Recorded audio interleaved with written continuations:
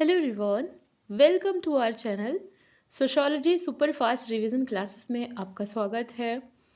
आज हम जिन विचारक के बारे में पढ़ने जा रहे हैं वो हैं भारतीय विचारक डॉक्टर भगवान दास।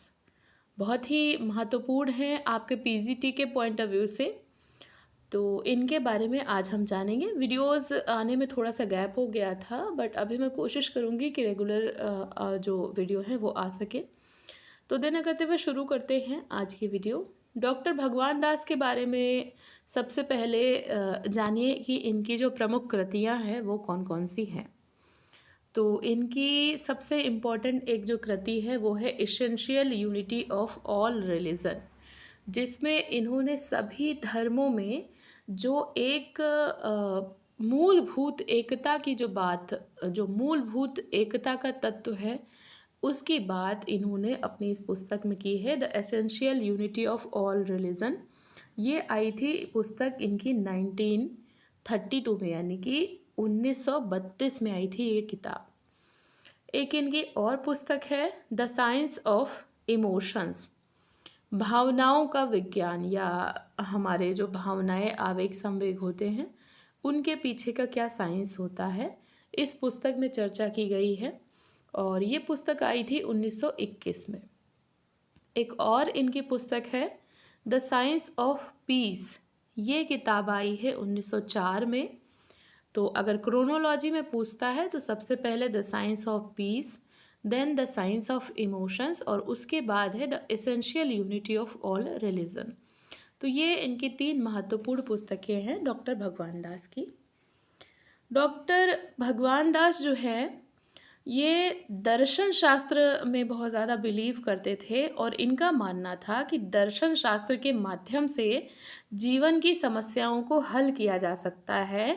इवन इन्होंने तो यहाँ तक कहा कि ये सर्वोत्तम माध्यम है, जीवन की समस्याओं को हल करने का सर्वोत्तम माध्यम है दर्शन शास्त्र, क्योंकि दर्शन शास्त्र के माध्यम से हम सत्य तक पहुंच सकते हैं और जीवन में यदि हमें ये ज्ञात हो जाए कि सत्य क्या है और मिथ्या क्या है तो जीवन की सभी समस्याएं स्वतः ही सॉल्व हो जाएंगी।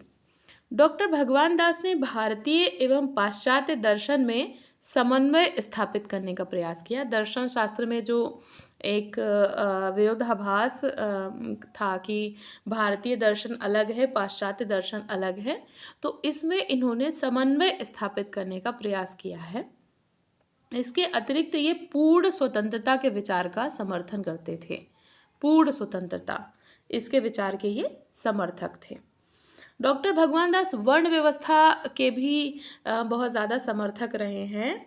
इनका मानना था कि वर्ण व्यवस्था बहुत ही अच्छी व्यवस्था है। क्यों? क्योंकि वर्ण व्यवस्था में गुणों के आधार पर या कर्मों के आधार पर विभाजन होता है।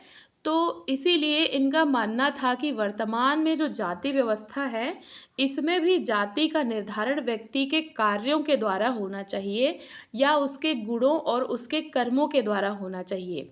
व्यक्ति जो कार्य समाज में करता है, जिस प्रकार के उसके कर्म हैं, जिस प्रकार का उसका समाज में योगदान है, उसी हिसाब से उसकी जाति का निर्धारण होना चाहिए, ना कि जन्मजात तरीके से। तो ये बहुत महत्वपूर्ण बात इन्होंने की और वर्ण व्यवस्था के आधार पर ही ये जाति व्यवस्था को बनाना चाहते थे। इसके बाद इन्होंने एक बात की है, न्यायोचित ढंग से समन्वित स्वाभाविक व्यावसायिक वर्ग होने चाहिए। ये कहते हैं कि समाज में व्यावसायिक वर्ग हो, लेकिन वो न्यायोचित ढंग से हो और समन्वय करें और स्वाभाविक तौर पर निर्मित हो, किसी का शोषणकारी नहीं होना चाहिए। इस तरीके से इन्होंने बात की और कहा कि श्रम विभाजन के आधार पर जब अधिकारों और कर्तव्यों का पुरस्कारों का वितरण होगा तो ये चीज़ संभव है। यानी श्रम विभाजन इस तरीके से हो, समाज में जो कार्यों का बंटवारा है वो इस तरीके से हो कि सभी व्यक्तियों में उनको बराबर अधिकार मिले और बराबर उनके कर्तव्य हों। साथ ही जो पारितोषिक है या जो पुरस्कार है उसका वितरण भी बहुत ही समानतापूर्वक किया जाना चाहिए। तभी न्यायोचित ढंग से स्वाभाविक व्यावसायिक वर्ग बनेंगे। तो ये एक कॉन्सेप्ट भी है, वन लाइनर में पूछ सकता है, न्यायोचित ढंग से समन्वित स्वाभाविक व्यावसायिक वर्गों का समाज। तो ये एक अवधारणा है डॉक्टर भगवान दास की। डॉक्टर भगवान दास थियोसॉफिकल सोसाइटी से संबंधित रहे हैं और इन्होंने कहा था कि धर्म और विज्ञान एक दूसरे के पूरक हैं। जनरली क्या माना जाता है कि धर्म अलग है, विज्ञान अलग है और दोनों एक दूसरे के विरोधी हैं। लेकिन डॉक्टर भगवान दास का कहना था कि धर्म और विज्ञान एक दूसरे के पूरक हैं। दोनों में ही अज्ञात की तरफ खोज की जाती है, जो हमें ज्ञात नहीं है उसकी खोज की जाती है, और दोनों में ही विश्वास कहीं ना कहीं एक आधार रहता है। तो धर्म और विज्ञान एक दूसरे से काफ़ी सारी चीज़ें ग्रहण करते हैं, इनका मानना था, इसीलिए ये एक दूसरे के पूरक हैं। तो इनका कहना था कि जैसे जैसे वैज्ञानिक विचारों का प्रभाव बढ़ेगा वैसे वैसे ही विभिन्न धर्मों के बीच सामंजस्य भी बढ़ता जाएगा। अर्थात जैसे कोई भी धर्म है, जब तक वो वैज्ञानिक नहीं होगा तो फिर वो क्या हो जाएगा, तब वो रूढ़िवादी हो जाएगा। तो जब वो रूढ़िवादी हो जाएगा तो वो कट्टर भी हो जाएगा, और धार्मिक कट्टरता सामंजस्य नहीं होने देती, फिर समाज में वो बंटवारा लाती है, विभाजन लाती है। इसीलिए बात करते हैं कि हमें धर्म के साथ साथ विज्ञान को भी या उसका समन्वय भी होना चाहिए।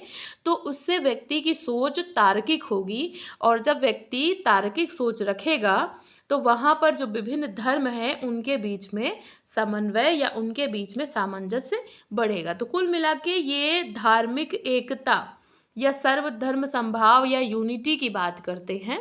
और ये कैसे होगा, तो ये कहते हैं धर्म और विज्ञान के समन्वय के माध्यम से होगा। जैसे जैसे व्यक्ति धर्म और विज्ञान का समन्वय करेगा, तार्किक सोच होगी, तो वैसे वैसे विविध धर्मों के बीच में सामंजस्य बढ़ेगा।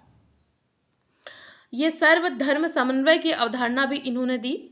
1930 में प्रथम अखिल एशियाई जो शैक्षणिक सम्मेलन हुआ था, ये बनारस में हुआ था। इसी सम्मेलन में इन्होंने ये कॉन्सेप्ट दिया था, सर्वधर्म समन्वय या सर्वधर्म संभाव, इसको कह लीजिए। तो 1930 में ये कॉन्सेप्ट इन्होंने दिया था, और इन्होंने बताया कि जितने भी धर्म हैं इन सभी धर्मों में 3 बातें समान हैं। कौन सी 3 बातें? एक तो जीवन का रहस्य, प्रकाश, और दूसरी बात है शक्ति का स्रोत। तो जीवन, प्रकाश और शक्ति ये सभी धर्मों में समान है, और सत्य सभी जगह एक ही है और समान है। यानी सभी धर्मों में जो सत्य है वो एक ही है। सभी धर्म मानते हैं कि एक ही ईश्वर है, वो सर्वशक्तिमान है, वो सभी में व्याप्त है। मुख्य सत्य क्या है? मानवता की, सभी मनुष्य आपस में भाई बंधु हैं, और हमें सबसे पहले किसी भी धर्म को मानने से पहले मानवता के धर्म को मानना चाहिए, और ये सभी धर्म मानते हैं। तो मुख्य सत्य क्या है?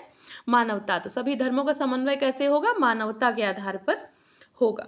डॉक्टर भगवान दास मानते हैं कि धार्मिक संकीर्णता और अहमवाद को यदि हम नियंत्रित कर लें तो उससे सभी धर्म समन्वय की ओर बढ़ेंगे, इससे सर्वधर्म संभाव आएगा। तो संकीर्णता और अहमवाद को हमें नियंत्रित करना चाहिए, और इसके अतिरिक्त ये बात करते हैं कि हमें सभी धर्मों को समान महत्व देना चाहिए, और हमें ये स्वीकार करना चाहिए कि हर एक धर्म अपने आप में विशिष्ट है।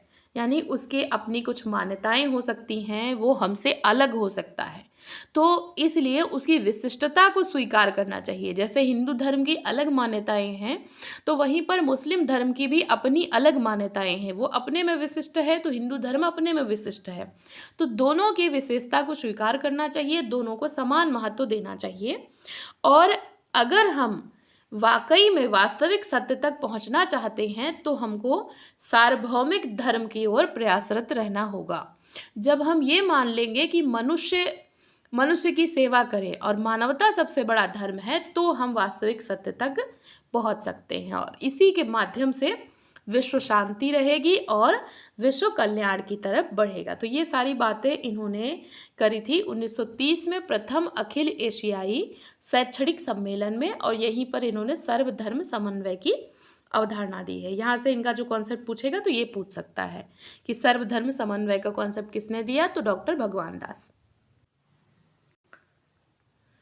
इसके अतिरिक्त इनका मानना था कि सामाजिक दर्शन और राजनीति, इनको एक दूसरे से अलग नहीं किया जा सकता, ये एक दूसरे के अभिन्न अंग हैं। ये इनका महत्वपूर्ण कथन है कि सामाजिक दर्शन और राजनीति को एक दूसरे से पृथक नहीं कर सकते, वे एक दूसरे के अभिन्न अंग हैं, डॉक्टर भगवान दास। इसके अतिरिक्त इनका एक और कथन है जहाँ पर ये कहते हैं कि सामाजिक संरचना और संगठन को मनु के विचारों के आधार पर संचालित करना चाहिए। अब यहाँ पर देखिए ये B.R. अम्बेडकर के विचारों के बिल्कुल अगेंस्ट चले गए, क्योंकि वो मनुस्मृति को बिल्कुल खंडित कर रहे हैं। यहाँ पर डॉक्टर भगवान दास उसको मान रहे हैं और कह रहे हैं कि सामाजिक संरचना और संगठन को मनु के विचारों के आधार पर संचालित करना चाहिए। जिस प्रकार वहाँ पर वर्ण व्यवस्था है, उसी प्रकार से जाति में भी कर्म के आधार पर, गुणों के आधार पर चीज़ें होनी चाहिए, और मनुस्मृति के विचारों के आधार पर वर्तमान समाज को भी संचालित करना चाहिए। तो ये सारे महत्वपूर्ण बातें इनकी हैं। आई होप आपको ये वीडियो हेल्पफुल लगेगी आपके एग्जाम पॉइंट ऑफ व्यू से। ऐसे ही पढ़ते रहिए, अपने गोल की तरफ आगे बढ़ते रहिए। वीडियो देखने के लिए थैंक यू सो मच।